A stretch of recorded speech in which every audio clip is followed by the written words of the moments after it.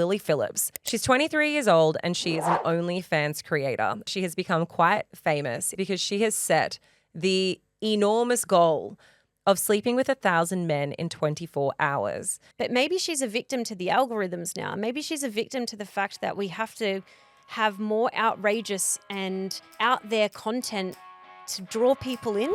Hi guys, and welcome back to another episode of Life Uncut. I'm Laura. And I'm Keeshia, filling in for Britt today because she is off visiting her lover, her fiancé Ben, in Romania. I mean, we do have another episode this week before we are actually technically on holidays. But Britt just she took an extra day, which I feel like you deserve if you're doing a long distance relationship. She was like, I'm traveling. And you were like, you're not traveling by then. She's like, yeah, I am. I'm on a plane. I was like, woman, you're eating cinnamon scrolls. I can see it on Instagram. I know what you're doing. She looks like she's having a magical winter Christmas, which is very cool. But she will be back here to do Ask Uncut on Thursday. And then we also have our year in review coming out on Christmas Eve. And because we are suckers for punishment, we will also have a brand new episode per week before we come back from the summer break. Do we? Yeah, we do. What are they? Which ones? You're recording one with Matt. Is Shit. this how you find out? I did speak with Matt about it last week. You will be recording an Ask Uncut with Matt. Britt is recording an episode with Sherry and also maybe an Ask Uncut with Ben. So that will all be coming brand new to your ears over the summer break. This might be a really good time to ask you, what exactly am I recording with Matt? Or for everybody listening now, if you have any questions that you want me to ask my husband, 7-year itch, is that a thing? Whatever it looks like, send them to us in the DMs and I will ask him and we will answer them on this recording that is apparently going to happen in the future. Also, I know that everybody knows this. And it shouldn't come as a surprise because I think that there's been a lot of gearing up to it thus far. But Christmas is next Wednesday, everyone. Next Wednesday. I just checked it again in my calendar to make sure that I wasn't lying. It is literally 8 days away if you're listening to this on Tuesday. That's insane. Did that just blow your balls off? I haven't even got my boyfriend's present yet. Haven't even got my kids' presents yet. Santa has been lazy this year. Every year I feel as though you get to this point of the year and we all say, look, honestly, I'm crawling to the finish line. I really feel as though I'm army commandoing right now to the finish line. But knowing that it's only 8 days away causes me more stress than I anticipated because that means that I've got a lot to do in that period of time. And I'm not even the one hosting Christmas. You're hosting Christmas. Surely it feels worse. Yeah, I'm so sorry to anyone who also hadn't checked their calendar and had kind of just not really put a timeline on how close the proximity of Christmas was. But I was sitting at the airport today. I literally flew in this morning for this record from the Gold Coast. And I was just looking at my calendar trying to figure out when was the next meat raffle at the local RSL club so that I could win myself a ham. That's what I was doing at 6 a.m. at the airport this morning. I love how much trust you put in the fact that you're going to have good luck syndrome and lucky girl syndrome, that you're actually going to be the one who wins the ham. Is that what happens? Lucky girl syndrome. A raffle ticket doesn't guarantee. I know, but you have to order one, Laura. I know, but last year we won our pork and our ham from the meat raffle at the local RSL. So I had my heart set on it because it came in very handy. We host and we have to feed a lot of people. Very hammy. That was so bad, but I love it. So I thought this year, that's it. We're going to go every time that there is a meat raffle until we've won our hams. But I realized I left it too late and there's no more meat raffles. So I have to go and buy the ham this year. And that's real. Anyway, I've got no bad news for you. I'm pretty sure that you should have already ordered it because I'm pretty sure hams take a while for them to make. You might get lucky. Anyway, how were the carols last night? They looked lit. The carols were amazing. And I know that everyone has been hanging on the edge of their seat. Lenny Piers, the toddler raver, baby raves, was so good. Nobody does the carols like the Surface Paradise. Are you paid to say that? I am paid. I am. None are as good. I am paid to say that, but it's the truth. I went to the Bondi ones. I went to the Paddington ones. We are carol. I can't say carol sluts because my kids are involved. We really do get around when it comes to the carols. And the Surface Paradise ones are so good. They even ended with the 8 o'clock fireworks. Lola stayed wide awake for the whole thing because she was so turned, not just on the baby rave, but also on the fact that Emma Memma was there. The kids, it was like they'd gone to Utopia. They were in the back of the So when you're at the Carols, they obviously have like the back of house area where everyone has their kind of like tents to get ready in, and They've got their green rooms for the carols. They had like little green rooms for the Carols, and the girls were in their little green rooms, and the little tent next to us was Emma Memma, and they just sat there so completely enthralled. And Emma Watkins I don't think that, like, she's not like a normal human. She's literally like sunshine personified. The way she speaks, the way she is, it's not just a stage thing. Like, it is actually her. She is the most lovely person. It's like she floats. She doesn't even walk. She just floats down the road. Have you got a girl crush on Emma Memma? I think I'm in love with Emma Memma. I was going to say we should have her on the podcast, but maybe that would get a bit strange. What I also love about that is that they do 8 o'clock fireworks. I was chatting with one of my friends yesterday, and I've realised that for New Year's this year, I don't really care about the whole midnight thing. We got to spend New Year's together last year, actually. You and I did, at your house. You left early. What time were you there till? Oh, you were there till midnight. We came back, yeah, and we watched the fireworks all together. I'm so glad it was such a memorable experience for you. But I've actually realised that this year, I think I'm just going to do the 9 o'clock ones. Yeah, I agree. I mean, it doesn't say much for us, does it? If you've gotten to the stage of life where you're like, I reckon I'll reach the 9 o'clock ones, and then I think I'll just go to bed. I couldn't bring the new year in a better way than getting 9 hours of solid REM sleep. In true Keeshia style, sleep is the most paramount thing. And you always want to kick off a new year right. You know? The thing is, though, like when you're in your 20s or when you're younger, maybe also sometimes, I think for some people who are single as well, that there's this like real feeling of like, I don't want to miss out on something. So you want to plan a big New Year's. But I do feel like every single time I have planned a New Year's, it has been a disappointment. It's never met up to the expectation or the hope that I had for the night and what the night could be. And then you're always left so late. It's like 3 o'clock in the morning. You can't get a fucking taxi. You can't get home. You're walking 4 kilometers through the city to try and get to your house. You've kissed this random dude who you didn't even like. And you're like, you're not even slightly attractive to me, but it's midnight and I don't just want to be standing here while everyone else is in their couples kissing. But good if you're a random dude, though. Get out there. Get amongst it. You might get lucky. Well, look, coming home this morning, I left the Carols. I woke up at 4:30 this morning in the Gold Coast. I got on the very first flight out of the Gold Coast and into Sydney, and I fell asleep on the plane. In true Laura fashion, I fell asleep with my mouth wide open, like this. I have seen you catch flies on planes before. In the first row, with my head against the window. And there was a spare seat in between us. And then the aisle seat, there was a man sitting there. And he was just minding his own business, doing his own thing. And a couple of times I when you're so tired and then you might hit a bit of turbulence or something's moved and your head just goes bong and you do the full head. Jolt yourself to being awake. It's almost like you get like momentary whiplash because you bang your head forward and back.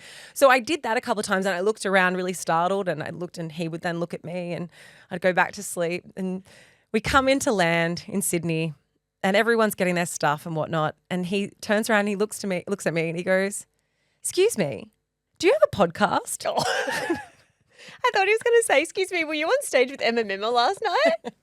No. He was like, "Do you have a podcast?" And I was like, yeah. It's called Life Uncut. He's like, "Yeah, I'm in your discussion group. My wife listens to your podcast every day." And I was like, "Oh, please tell her that I slept with my mouth open for this entire flight. I'm so sorry." Also with my shoes off and my foot on the seat. What a fucking grub. Okay, so you know how you just said that Emma Memma, she's like sunshine personified, she not just floats. a stage show. She floats. Your sleepy, tired chaos. Consistently. It's not just a performance for the podcast. It is actually who you are. So at least it was on brand. True. So Emma Memma floats and I'm dragging myself across the ground. You used that reference earlier and then you told me I wasn't allowed to say it last week, but I'm going to say it anyway. You know the scene. You know the scene. People say to us that we sometimes are too careful of what we think are going to get us cancelled, but this one actually might. You know the scene from Forrest Gump where the guy has had his legs blown off and he's dragging himself through the forest. That's how I feel at the moment. And is that going to get me cancelled? Maybe. You're on your own here. This is an active decision that you have made. That you've chosen to put this in here. You're on your own. I wish you the best of luck. Anyway, something going on in my life is that I have finally, after over 2 years, decided to get myself a brand new phone. I was having done. problems. If you ask Apple, I was not having any problems because I traded it in and there was nothing wrong with it. The battery was fine. Apple knows the battery wasn't fine. They do it on purpose. They did get into trouble at one point for doing that. But I had an iPhone 12. Okay, so we're now up to the iPhone 16. And I've realized that there was this really strange thing in my mind. And it was the first time I've ever noticed that I kind of partook in a bit of like allegiance with a certain strange thing. And I've realized that I am dedicated and I am loyal to the even-numbered iPhones. What do you mean? Oh, iPhone 16. Is there what number are we at now? We're at 16 now. Right. So I've now got a 16. But I've realized that over the course of however long I've had an iPhone, which would have to be, God, I don't know, maybe 14 years or like at least 12 years now, I've only ever had even-numbered iPhones. Mine's an iPhone 14 Pro. Okay, are you also the type of person who has an allegiance? Because I've seen this with certain things where a lot of people, when they have their TV volume, they will have to have it on either an even or an odd number. And whatever they are like loyal to, they stick to that. So a lot of people have it for even numbers. And I'm not usually that type of person who gets hung up on little details like that. But I simply refused to switch to an odd-numbered iPhone. I don't think it's that. I think it's the fact that like an iPhone has about a 2-year bandwidth, right? Or like 18 months or whatever. And so by the time you're ready to get one, you're just not back on an even number, right? There's a new one that comes, because there's a new one that comes out almost every year. I don't know enough about iPhones, but I've had this one for way too long now and it's also dying. And if we're going to complain about iPhones, the real thing we should be complaining about is the new photo update that everyone hates. Who did that? Who did that? Who the fuck? Everyone in the world hates it. I have not seen one single post about people going, oh, I actually really like that it's now scattered as anything and I can't work out how the folders work. What are you guys doing? I remained loyal to you. I realized that I skipped the 14. But then the idea of going to a 15 to me I felt really uncomfortable. I felt dirty. I felt like I was switching to a different team. And I just didn't do it. I just held out with the iPhone 12 for so long that I have to charge it 3 times a day and the camera didn't work. I couldn't zoom because one of the cameras, I dropped it and it crashed. Which is a real hurdle for someone who works in like an audio medium where you actually need your phone and actually need a camera. But Keeshia, you really persevered for so long. I did. But it was because of this weird loyalty thing. I'm realizing that maybe this is a bit strange. And I thought that maybe this would be relatable to people, but perhaps I am on my own. I think it is particularly niche. Also, sorry to all the Samsung and Google phone people. I think it's particularly niche. However, I'm sure there's somebody else out there who's going to reflect and be like, oh, yeah, I've only also stuck to an even number. No, do you know where we had this conversation? We had this conversation earlier in the year when we spoke about big phone purchases, as in big laptop purchases. And I said that I would never make a purchase over $300 on a phone. That's a laptop purchase. And you told me I was crazy. And the internet was on my side. I also told you that that was a particularly niche conversation and it ended up making international news. So like, I'm cool to be wrong. I'm fine with that. But the one thing we're not wrong about is the fucking photo app because everyone is raging about it at the moment. It doesn't make any sense. You can't find a single thing that you want. And I just wonder who the person was that worked on the back end of that worked on like the IT infrastructure and went, this looks good. Yep. They're going to not be able to find anything they want at any point in time, but I reckon that they'll enjoy spending more time in the photo app. I think it's reminiscent of someone who's had a to-do list for like the last 6 months, right? And they've had to have it done by Christmas. Like it's been on their whip and they finally were like, it guess got I have to to the week cross that before off. and they went, I completely forgot about that entire thing that I was supposed to do. So I'm just going to do, this is what we're doing. And they just basically said, just remove any of the formatting that we've previously used. But also remove any of the formatting that actually makes intuitive sense. Yeah. Do you reckon that person got fired? I feel like if there's any redundancy that should have happened, it's probably to the person who did the photo update. But talking of restructuring. Also, off the back of that, speaking about how no one likes the restructure, we have some big changes coming in 2025 to Life Uncut. And I know that it's one of those situations where people don't necessarily like change when it very first happens, which is why we wanted to give you guys as much warning about this as possible and also to kind of explain the reasons why we're making these adjustments to the podcast. You guys will probably remember a couple of months ago, we did quite a big survey around what it is that you're enjoying about the pod, what it is that you're not enjoying as much, or the changes that you would like to make. So everything that we have done that's a structural change that we'll explain to you in a moment. To be honest, I was really flattered and I was so touched by the amount of people that went out of their way. It only took a couple of minutes to fill out the survey, but we just asked you to do it. Like, you didn't get anything out of it other than having your say. And we got over 4,500 responses, which was such a huge data set that enabled us to really know what was going on, you know, what you guys were liking the most. There was a little bit of criticism because I posted in the Facebook group saying we want to know what you're liking and what you're not liking quite as much. And some people said there were no questions about what I'm not liking. And I had to explain that the way that we designed the survey was a select all of the above that you enjoy. And so by not selecting those things, or the percentage of people who didn't select certain things, that actually told us what you weren't liking as well. It was kind of it was asking the one question to get both responses. And I just wanted to explain that before we move forward with the changes that we will be making, because some people were a bit like, I wanted to tell you what I didn't like We're like, the most. And I was like, you inadvertently did. Okay, well, so with that out of the way, the structural changes that we're making, and at the moment, like, you guys don't necessarily know this, but we work every Sunday in order to be able to bring you the Tuesday episode. So we record it on Monday morning. But in order to have everything prepped and ready to go, we have to do that on a Sunday. So the changes that we're also making aren't just because they're structural changes that will work for you, but they're also changes that will allow us to have longevity and to be able to keep creating the podcast. Because I know, like, at the moment, it's really hard for everyone to show up every single Sunday afternoon from 3:00. We're all back on our laptops and working into the evening. And we want to be able to have not just an amazing product, but also have the life balance that goes along with that, especially now because we have the ability to create that structure, and we're making these changes anyway. We've tried to make all of these changes based off of your feedback, but that one in particular was so that we can have, we can sustain the amount that we're working and sustain the amount of content that we're putting out. And in order to do that, we knew that we would have to change the days that we were dropping content, because we want things to be as up to date as they possibly can be. So next year, we are going to still have the 3 episodes that we currently drop, but they're going to drop on different days. So we're going to drop an episode on a Monday, on a Wednesday, and on a Friday morning.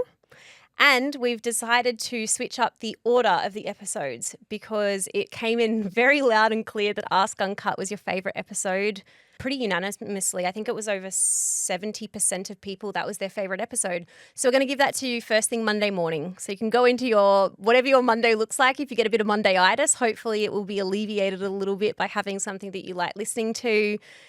We are going to drop what is currently on a Tuesday on a Wednesday. So that's the personal life catch-up where Britt and Laura talk about what's going on in their life. We often talk about something that's going on in the news, things that we find funny, It's basically this episode will be happening on a Wednesday now. So we're just shifting it one day. Mm-hmm. And then the interview-based episode where we talk to someone who might be an expert in the field, or a topic that we've really wanted to unpack, or someone who has a really interesting and incredible story, someone that you just love and think is really funny. Those interviews are going to drop on a Friday. So you can go into your weekend having a bit more of a deep and meaningful conversation to listen to. Yeah, and also if you listen to our Sunday episode, which was the pickup episode, which just dropped recently, you will have already know this, but it's kind of important to say again in case you missed it. That is, the pickup will no longer be sitting in our feed, and we're just going to trial that for a while. We may bring it back, but we thought it was a really good time to rest the pickup from our Life Uncut feed, especially because Mitch isn't going to be a part of it next year.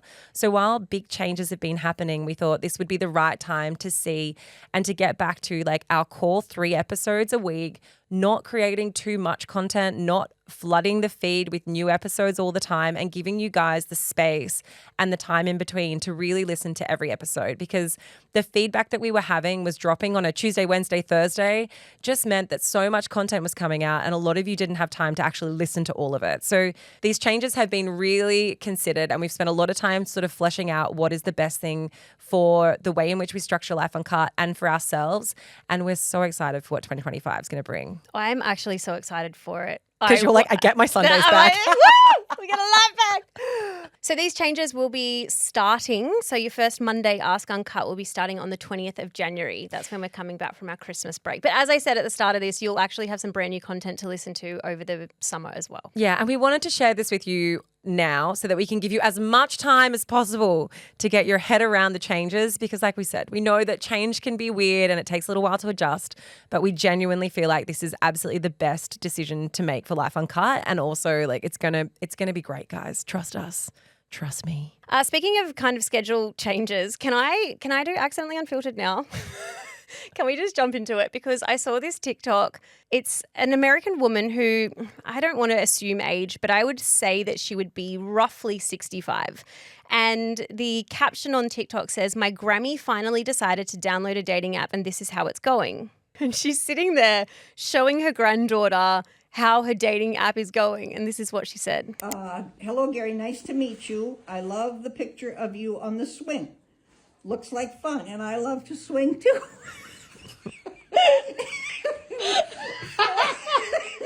So I sent that yesterday, and then today I reread it and I go, oh my gosh. So this is what I sent back today. I said, hi Gary, I just saw that I labeled myself as a swinger. So sorry, I am not a swinger. The complete opposite, to be honest with you. I apologize for my bad choice of words, and I hope this goes, I hope this goes, it should have been does not deter you from reaching out to me. Have a wonderful evening, Mary.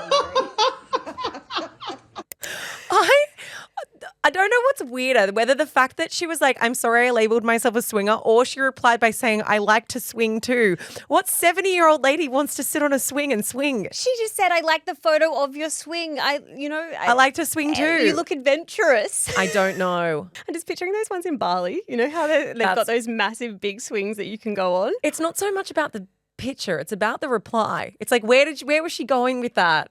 And it almost feels like it's a setup. Like it's like when a girl sends a picture and she's like, here's a picture of my pussy, but it's actually her cat. No? Too far? Sure. Did you ever do that? Now that I think about it, maybe. Oh, sorry, I met my cat. Ha ha ha. Like it kind of feels like she meant to say swing, because I just can't. I can never picture like a grown woman being like, I like to swing too, as a normal response. Yeah, I kind of feel as though as I've gotten older, like, you remember those things You're that like, I like to swing more. You know, as a kid, you used to think things like trampolines, you know, those things that spin around, like the teacups and all the Ferris wheel kind of things. I used to think that was so much fun. Now I just get vertigo. Oh, swinging's a bit similar. Same. Can't do a swing, and also discovered recently that I can't do a trampoline because I wet myself. So that's fun.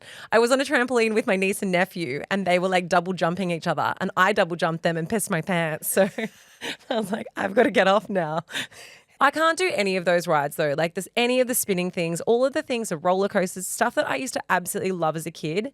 Age caught up with me and now it makes me sick. Yeah, I don't know when that transition happened, but I've absolutely experienced it too. And I was just thinking about the things that I used to misinterpret on dating apps, because I feel as though of all the years I was on dating apps, there were probably some things that I feel like I would have been the woman who was like, I like to swing too, and just not ever have gone back to the conversation and realized how weird something that I'd said was. I just would have been like, oh, they must have moved on. You also know that if you double down though, you're never getting a reply. Like if you didn't get a reply to the first thing with a laugh, you're certainly not getting a reply to the ha ha ha, sorry, that was a mistake, I'm only joking. Do you know what is something that's so embarrassing that I didn't understand? And this would be going back, it'd have to be like between 6 and 8 years ago, I reckon. You know on Hinge how you can select your political, like who you vote for, whether you're conservative or you're liberal. So before I knew what the actual word liberal meant, which is progressive, which is what every other country in the world calls their progressive party, here in Australia, our more conservative party is called the Liberal Party. And so I used to think that it meant that they voted for the Liberal Party. Imagine how many people you would have right-swiped because you were like, our political views don't align. Mm-hmm. I used to think of myself as a left-leaning queen. And I just would have been like, no, oh gosh, we're never going to get along, because I also used to think that I wanted someone who had the same political views as me. And I used to just left. Turns out, it could have been my dream man. No, but the thing is I think for a lot of people in Australia who maybe don't know the difference of that either, maybe they are actually liberal. You got to run the risk. This is true. They're Australian. Like we're using Australian terminology. I know that obviously it means different things in different places, But you would assume that most of the people who are putting that in, if they're Australian, maybe are actually liberal. Doesn't say much because there was no Labor Party on there, but now it's a risk. The only thing I misinterpreted, like from memory when I was on dating apps, is I went through this period, and hear me out, where I received a request from several different profiles. And this is over the duration of about 6 months. So it wasn't just one time. So I was receiving the request from guys asking me to peg them, which I don't know what was in my profile that would have given them the indication that I liked pegging. The problem is I didn't know what pegging was. I had no idea. This is going back like 15 years ago, mind you, like when I like was on the dating apps. Was there like a photo of you with 17 a years. laundry basket and a bunch of pegs? Do you know Like, what pegging is? Yes, I know what pegging is, but I'm putting you to this woman who was saying, I like to swing too. No, there was nothing on there that would have implied. Maybe it was a thing at the time. Maybe it was a trend. I don't know. But I can count on, well, I reckon I got about 5 requests for people asking me to peg them on dating apps in a very short period of time. So after the second one, you didn't think to do a read of the room and ask the people around you, hey, I keep on getting this weird request. It wasn't because of my dating app, though. I don't think it was actually because of my profile. The reason why I'm saying it was in a situation where I didn't really know what it was that was being asked of me is because, so the first few times, they weren't even people that I would have like pegged. Replied to or interacted with. But then this one guy who I had been chatting with for a little while was like, hey, would you peg me? And I was like, don't know what that means, but was like being really agreeable at the time and was like, sure. Then went to my girlfriend. I was like, hey, this is where I'm at. I've just been asked to peg this guy. What does this mean? And she was like, you can go for it, but I probably wouldn't unless you're really into it. And then she explained it to me and I was like, I probably should unpack why I'm giving off pegging vibes. It is strange to me that so many, if you didn't have a photo Of a strap-on?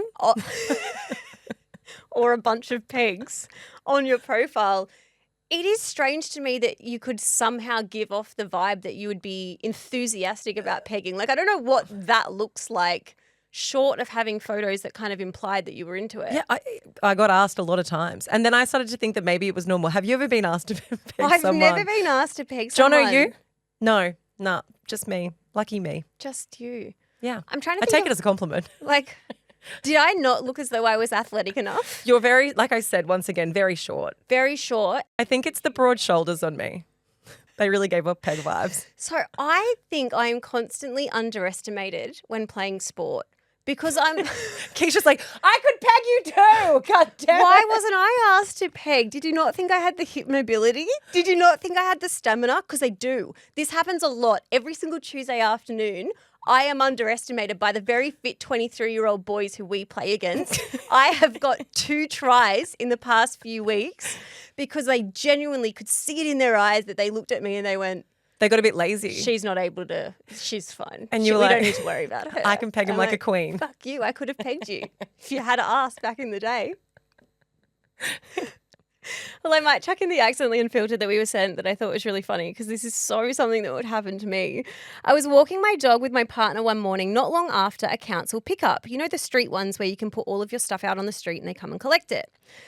There was a heap of games on the side of the path, including Monopoly, which we didn't have. I was stoked. I picked it up, I opened the box, and I checked that it had all of these pieces when a guy came running out of an apartment and shouted, "What are you doing?"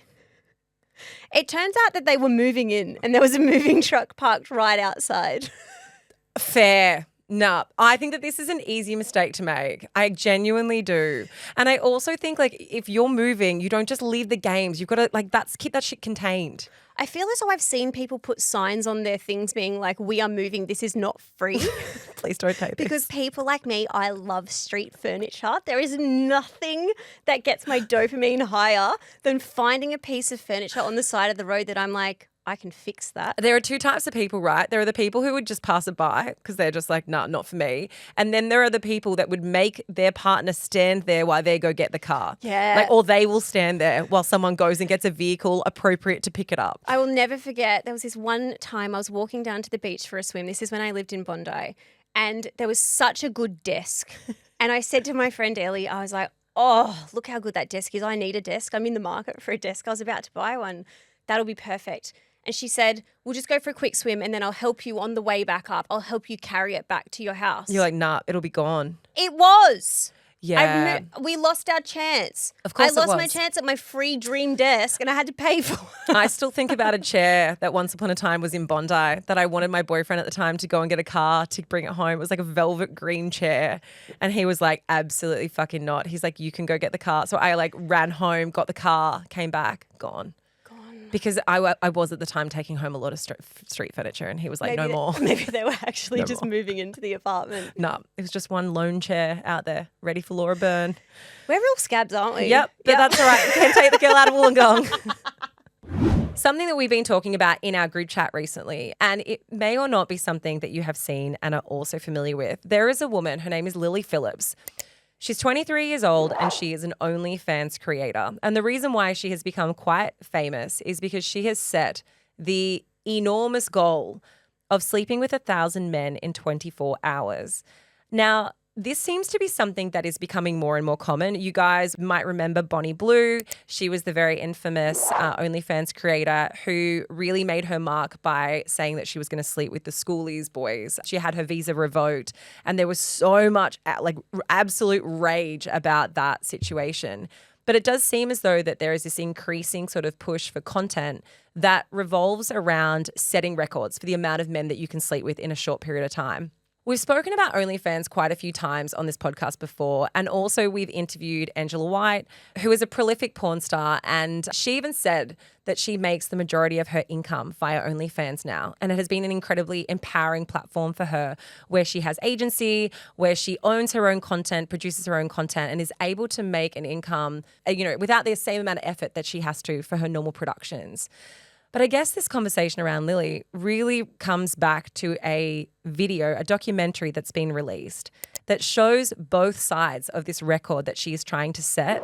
And it really asks the question whether or not that the OnlyFans in and of itself, whether the people who are on there are being forced to create content that is more and more sensational in order to get the downloads and in order to get the clicks and in order to continue to make this revenue. So Josh Peters is the YouTube guy who actually created this documentary. It was released a week ago and it has nearly 4 million views. It was titled, I Slept with 100 Men in a Day. And the documentary is Josh speaking with Lily for the majority of it and talking about, how she got into OnlyFans. So for a bit of context, she started OnlyFans when she was at uni.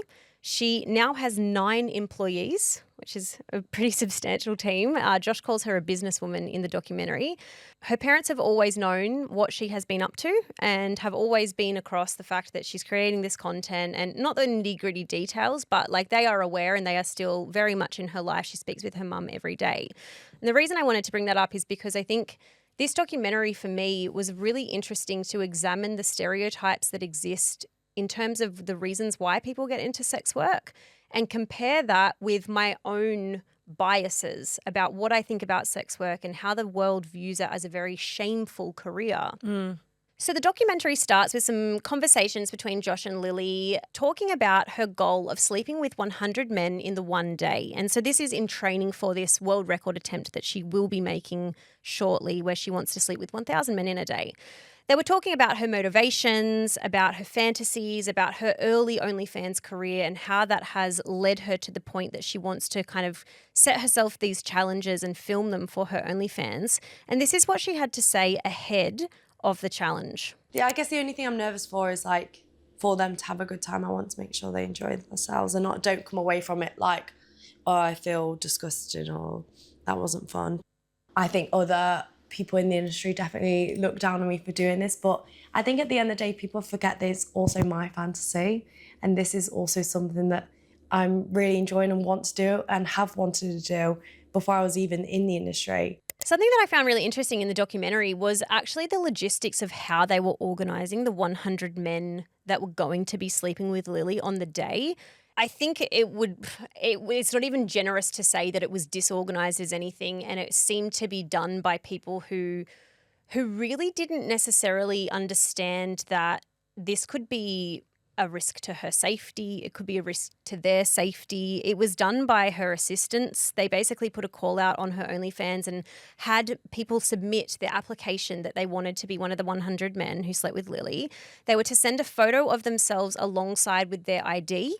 And these were the concerns that Josh Peters, the guy who created the documentary, had about the way that they were selecting men. The whole thing, I think I'm realizing, is actually more mental than we originally thought. There are 100 men turning up to have sex with her for 5 minutes each in a single day. I mean, there's a decent chance that one of them is going to be dangerous. One of them might have a weapon, have a criminal record. A few of them will have STIs. Just on a basic statistic, you can know that a few of them are going to have STIs. So let's just hope those condoms are good ones.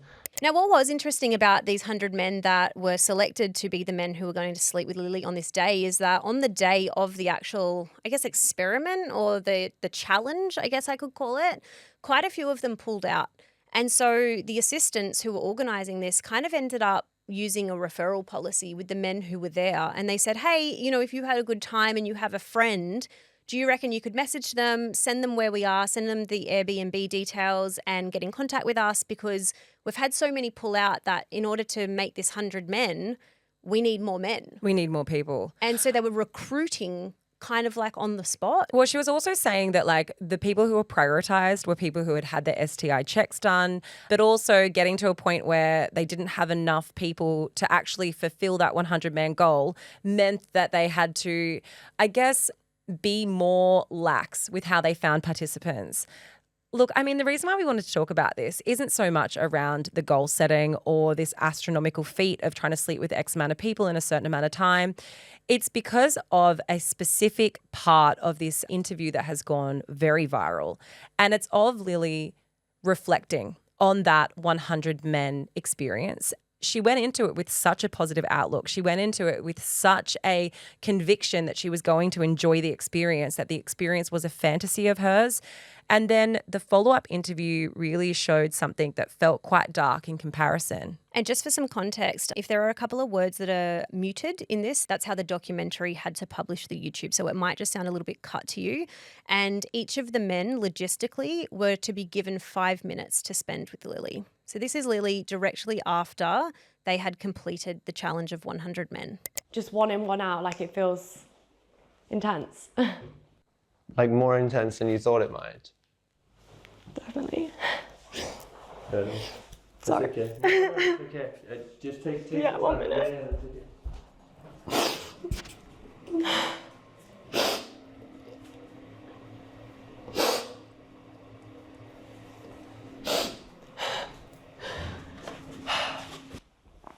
You know when I talked to you last, like I was not nervous. It was like the day before. I was like, oh, I'm so nervous. But it was good. It was more, I guess the interactions when like I'd have to stop them early and like you'd have to stand on business and be like, I'm so sorry, you got to go. And like the awkward interaction of like you feeling pressure to have to make them come if like you haven't spent enough time with them and feeling like they didn't, like you didn't give them a good time because like they only got 2 minutes. And that's what's making you feel emotional, is that maybe you think you didn't give some guys a good enough time today? Yeah, and it's hard, I think, having the interactions with them when they're like, what, you're not going to make me finish? I've come all this way. Like, kind of like guilt tripping me a little bit. I felt bad, like some people had just travelled so far, like I didn't want to give them a shit time and like come away from this and be like, oh, that was shit.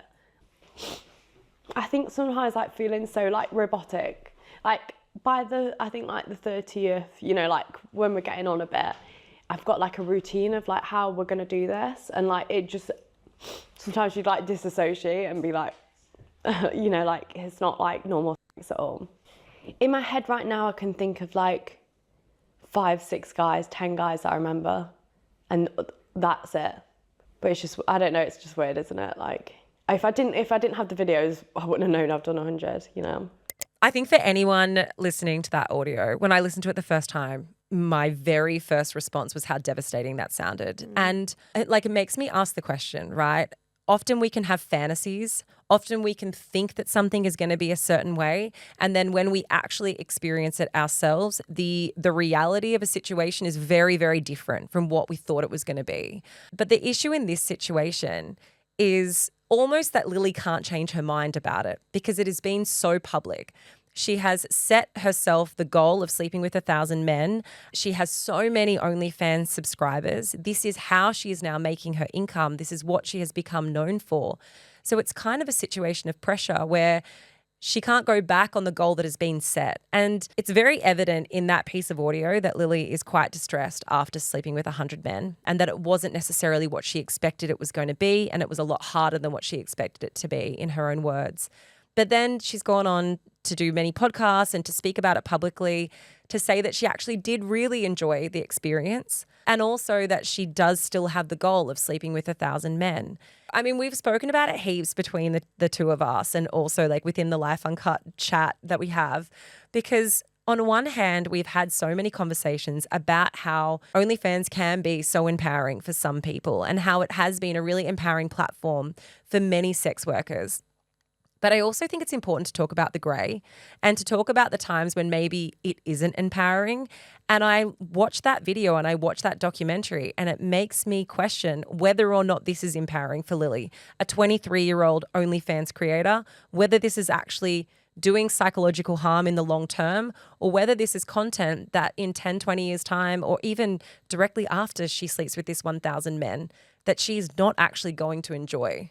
I also feel a bit uncomfortable about even thinking about that because on one hand, she's 23 years old. She has agency. You know, she's not being pressured into this by any external factors other than some that we may get to that we think could be going on psychologically. And so a part of me is just like, what's it my place to have an opinion on this, you know? Absolutely. And yeah. then the other part of me watches the documentary and I was really, really taken back by how much I felt for her. And I was trying to understand why that might be the case. And I was like, well, she's not a victim. She's chosen to get herself into this position. She said that this is her fantasy. But it really did make me think about, and I think all of us may have been in a situation like this before where we've set ourselves a goal of, you know, we wanted to achieve something, and whether that be that you want to run a marathon or whether it be that you want to do a certain thing for your job or whatever it is. And you can find yourself in the situation and you realize like, actually, this is so not what I thought it was going to be, but I can't back out now. I can't back out because I've told people that I was going to achieve it. In Lily's case, she has literally traded a certain subscription fee, telling people this is what I'm going to do. And I think that the pressure of that would be pretty overwhelming because not only would she almost have to, I hate saying the word face up to the fact that maybe the experience wasn't what she thought, but there is also a possibility that that was just her immediate reaction. She was really exhausted. She was going at it quite literally for 14 hours. She'd had to have multiple showers throughout the day. She was probably physically very, very exhausted. For sure. And so I don't want to kind of go, well, that's actually how she, you know, we just got insight into how she actually feels about it. Well, because it kind of is like affirmation bias, right? Like we already know that the industry, there is so much dehumanizing that goes on. There is so much shame that is like completely enshrouded in the sex industry.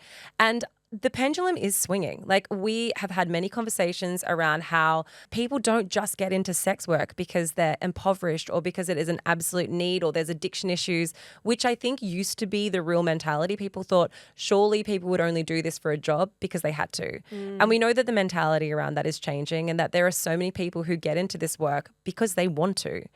But I guess the big part of this is seeing Lily so upset after setting herself this goal and going through with the 100 men, knowing that she has the goal of 1,000.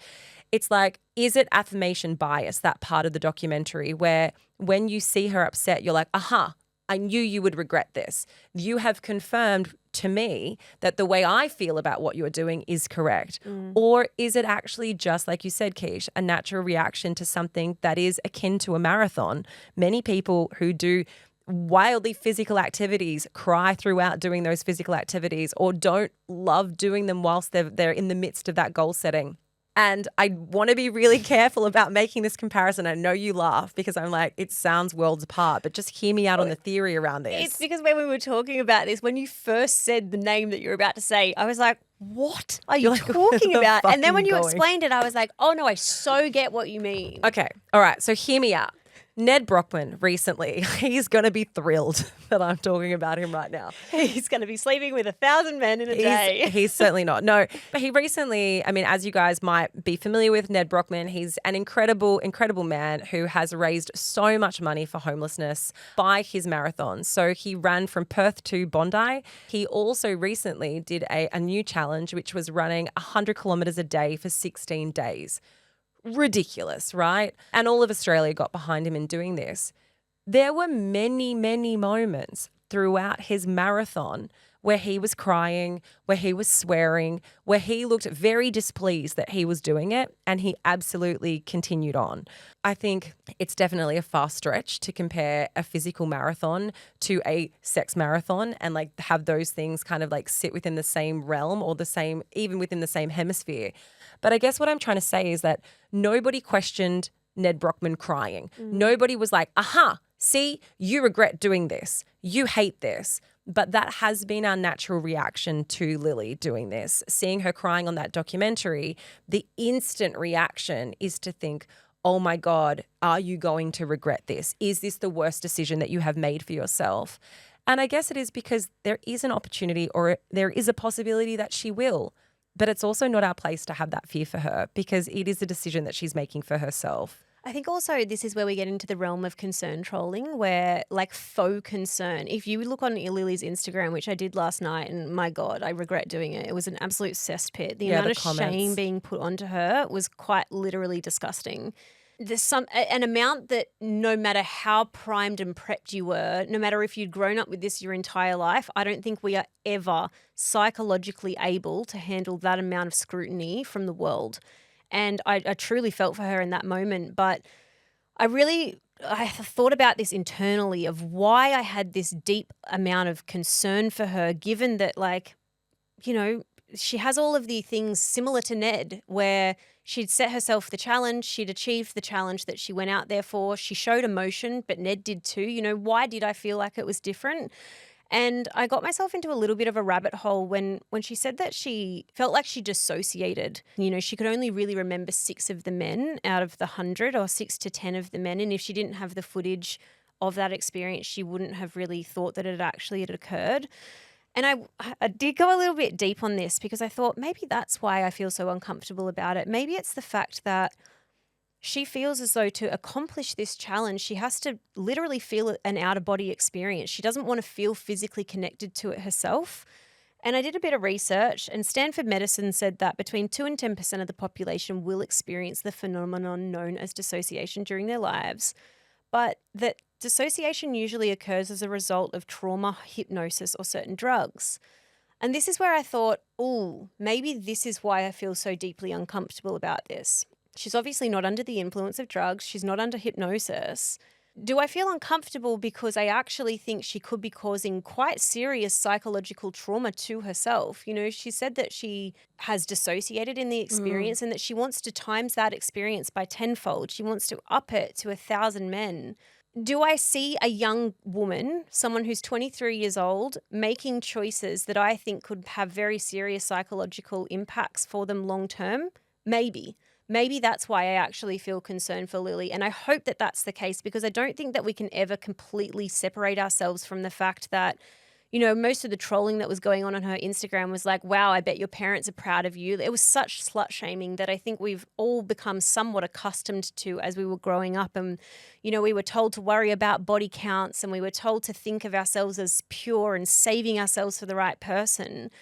I don't think I can ever fully remove myself from those messages, even though we have spent so long really pushing the narrative in the opposite direction. Yeah, and trying to unpick it. Yeah. And I guess I landed on the fact that maybe Lily actually was involved in this experience because she felt the pressure to live up to a goal that she had created for herself, even though she was putting herself through a lot of psychological stress. And I don't think it would be normal if you didn't have care for that. I don't think it would be normal to see that and see how upset she was and not feel as though you had some type of sympathy for her, that, you know, she might not be a victim in the sex industry, how we typically used to think of victims, but maybe she's a victim to the algorithms now. Maybe she's a victim to the fact that we have to have more outrageous and out there content to draw people in? Yeah, well, I guess the big question is this empowering? And that has always been the question around OnlyFans. And it has really been like the thing that set it apart in so many ways, is that OnlyFans was and is empowering. I think of creators like Bonnie Blue. I know we've mentioned her a couple of times. She talks about the experiences that she's had. And I've listened to so many podcast episodes where she speaks around it being something that she wants to do. She feels empowered by it. She enjoys it. She has never outwardly, or publicly at least, spoken in a negative way. And I think that this is the first time where we have seen a creator like this. Actually, I take that back. It's the second time that we have seen a creator like this speak about an experience and show negative reactions to what they've just gone through. And the other person that I want to talk about very quickly is Lisa Sparks. So Lisa Sparks is the sex worker who has the record for the most men slept with in a 24-hour period. In 2004, she slept with 919 men in one day at a sex industry event in Poland. Now, interestingly, Lisa, who was in the industry for literally 25 years, came out and said, "To be completely transparent with you all, this event is the only thing I regret doing in my 23 plus years in the porn industry. To this day, this was also the only job that I agreed to perform strictly for the money." I think that that is such an interesting and important quote, because I think it's fine to kind of think, okay, well, look, she's setting these parameters for herself. She's making these decisions. But if those decisions are purely based on the fact that she is now accruing a huge amount of subscribers and is making millions and millions of dollars off the back of it, I do question, like, will money be enough to resolve any sort of residual feeling of like, I didn't want to be doing this, but the money was good enough? Yeah, and it kind of makes me question, like, removing the fact that we've said, OnlyFans enabled empowerment of women, particularly in the sex industry. At what point does someone step in? Because if these women are working for themselves, there's no referee. There's no one who's there to say, we're going too far. Like, we've actually pushed the boundaries too much. You're not coping with this. And I wonder whether we've replaced that with the public, who are the subscribers. I kind of equate that pressure of the expectation to now being, well, we have things like AI porn, a lot more accessibility to this type of content. And therefore the goalposts do seem to keep shifting. With these creators that are getting a lot of headlines and a lot of media attention, it's because they're doing more and more outrageous things. Also, I mean, we talk about people being victims to an industry. And you brought up a really important point before, Keeshia. It's not being victims to the industry of being a sex worker. And I really want to make that clear. It's being a victim to content. It's being a victim to having to push things further and further in order to have the same impact. And that exists in all aspects of content creation. I think about people I think about us, for example, speaking about our lives or speaking about personal things and things that when we very first started this podcast, we were like, we would never, ever talk about. And then years and years down the track, you get more comfortable. You become more familiar with the platform. You become more familiar with your audience. And that kind of the bar gets pushed further and further. Now, I'm not saying that there's ever been a time where I've shared something that I've regretted. I love sharing what I share. But I also know that there could come a time in the future where one of my kids might say, hey, Mum, I really didn't like that you shared that story about me when I was 5, because now it's something that lives forever on the internet and I didn't ask you to share that. Like, that's a possibility. And it is this question of like, well, where is the line? And when does content and content creation, the snowball effect of it, become too much? And I think that was my overall takeaway from the whole documentary. I felt as though Lily does not have control over that snowball. And that's my own personal opinion. Other people might disagree. And I don't want for people to misinterpret that as me kind of putting an element of shame onto her. I really thought, wow, I so hope that the next business decision you make is that you get a manager who genuinely gives a fuck about you and is willing to help you establish what you are and aren't comfortable with. Yeah. Because I felt as though I saw the dissolving of boundaries.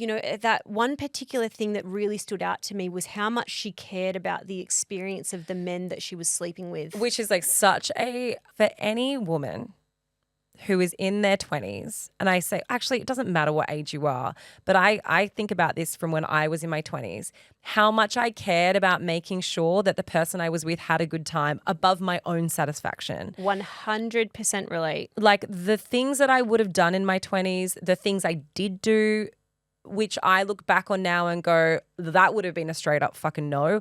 But I wanted him to have a good time. And so I deprioritized my discomfort or my feelings of like, oh, that kind of makes me feel icky for his pleasure.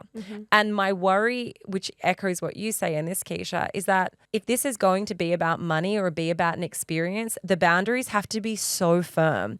It's you come in, you get your 1.5 minutes, your 5 minutes, whatever it is, because literally, I mean, we've done the maths. To sleep with 1,000 men in 24 hours, each man would have 1 minute and 40 seconds. Like that's a boundary that has to be firm in order to reach that goal.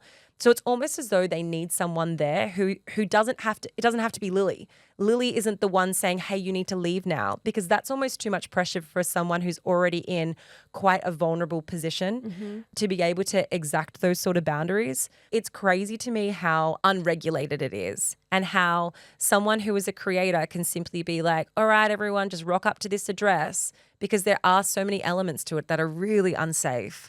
I contrast this with the conversation that you guys had with Angela White. Angela White had been in the sex industry for quite a while before she started her OnlyFans. She now has her own production company where she is the one making the rules. You know, she's the one saying yes or no, but she also has the considerations of things like her safety. She has her boundaries. They are firm as anything. She, you know, her actual words were, if it's not a fuck yes, it's a no to me. And I compare that to Lily, and I think that they're worlds apart. And that's why I think I can find Angela's work really empowering. And I can say, wow, that's amazing that you're doing this and you're making all of this money from it.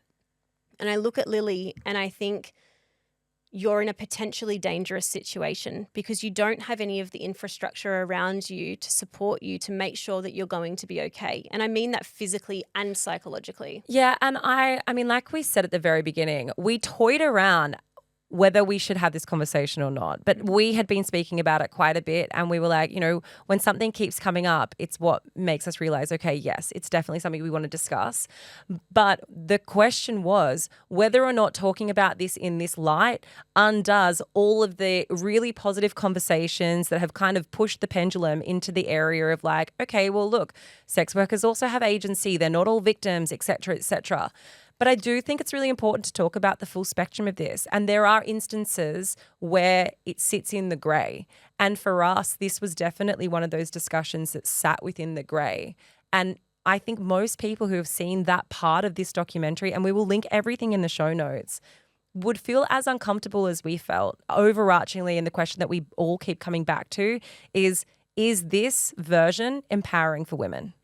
All right, it is time for our Suck and Our Sweet. Keeshia, petite, little petite. What is your suck for the week? My suck for the week is that every single year, I forget that this happens. My car insurance, my private health insurance, and my car registration are due on the first week of January. So what is already terrible timing. So bad. It's already such a financially stressful time because it's like Christmas and, you know, you kind of spend up around the summer season, right? And I am a good little saver. Like, so it's not like the money's not there. It's not like I'm going to have to, you know, beg, borrow and steal. But I think just every time it comes around, I have that same feeling of like, when are you going to start learning to prep better? Maybe that can be my New Year's resolution. I mean, does anyone ever follow through? By mid next year, you'll realize you haven't done it, and then that'll be perfect. 100%. What is your sweet for the week? My sweet for the week, this might sound really lame to so many people, but for the past 3 nights in a row, I've got over 95% sleep score on my Whoop. And it brings me so much joy. I got 9 hours of sleep last night, Laura. 9 hours and 2 minutes. Have you seen the thing that's going viral at the moment? The Project did a post on it, and it was from a sleep expert who showed a picture of what the human body looks like if you consistently have less than 6 hours sleep for 20 years. It ain't good. It ain't good. It ain't good. And from all of my research into sleep, which is actually quite extensive, I'll have you know that if you're a woman, you need an extra hour of sleep to what your male counterparts do, especially when you're menstruating. Is it actually true? Yes. I saw that post as well. Yes. Your extensive research. You saw a couple of Instagram posts. No, I have listened to a lot of podcasts from actual sleep experts. And I will say, I feel fucking great. Okay, I was really stressed last week because we had a lot of work to do. We had a lot of before Britt went over to Romania, and I was not sleeping very well because we were all quite stressed and we were all kind of crawling to the finish line. And now that she's gone, love you, Britt, but I've been back to sleeping like an absolute log, and it's been fantastic. Okay, well, my suck on the flip side is that I was up at 4:20 this morning to get a plane to come here to do our recording. Was that really So I'm shitty of very me to sucked. brag about getting 9 hours of sleep when you've had 3? No, I think it's aspirational, if anything. Okay. I look at that and I'm like, wow, one day, that would be nice. Well, Just to look as fresh. You can come sleep at my house and I'll go up and do the midnight cuddles with Lola and Will you Marley. also fuck my husband? Definitely not. Sorry, Matt. He's going to hate That would be like, ew. Ew, Keeshia, what are you please cut doing? that out. What the fuck? Fucking gross. No, but look, if I'm going to be honest, my actual suck this past week was that we had our last episode with Mitch, which was it was beautiful, but it was really sad. You guys are very across all of that. So I don't want to go into it too much again, but that was definitely the low light. The highlight of the week, however, was that we went and we did the carols in Surfers Paradise. And this was my second year, Matt's third year. And honestly, it's just, and I'm not being paid to say this, it is the most special thing. And the girls come out on stage and sing a little song, and Lola. So the girls got to come out onto the stage. There is literally 20,000 people. It is crazy. I'm sure it's not 20,000, but it is if I looked at the Life Uncut live shows, which was 2,500, it would have been 6 or 7 times that. Wow. It is insane how many people are there. The beach, for as far as you can see, is just back-to-back people. And the girls are on stage and we were singing We Wish You a Merry Christmas with the actual singers because neither Matt or myself can sing. And Lola took the microphone from me and she's like, we wish you a Merry Christmas. We wish you. Just gave a little rat rendition. Deadpan, really serious, just yelling it, we wish you a Merry Christmas. And she just had so much bravery. And I wasn't expecting it from her. I was expecting it from Marley, but Marley was super shy. She didn't want the microphone near her. And Lola, she fucking stepped up to the plate. But what a cool memory. It's so cool. I was actually just thinking about the Pink show that I went to this year, and her daughter comes out and sings a song. She's actually a really, really beautiful singer as well. She sings that Sunshine song. She actually sings it on the record as well. And it was so beautiful to see this mum-daughter That's so cool. kind of duet situation. I was just thinking about you singing with the girls on the We stage. sound the same. Identical. You'd never know the difference. Anyway, guys, that is it from us. Britt and I will be back on Thursday's episode for Ask Uncut. And if you want to join in the discussion group, Life Uncut discussion group, if you want to send your questions in for Ask Uncut, send them on in. They might be getting answered by Matt and Laura or Ben and Britt Potentially. over the summer. And that is it from us, guys. Tell your mum, tell your dad, tell your dog, tell your friends, and share the love because We love love.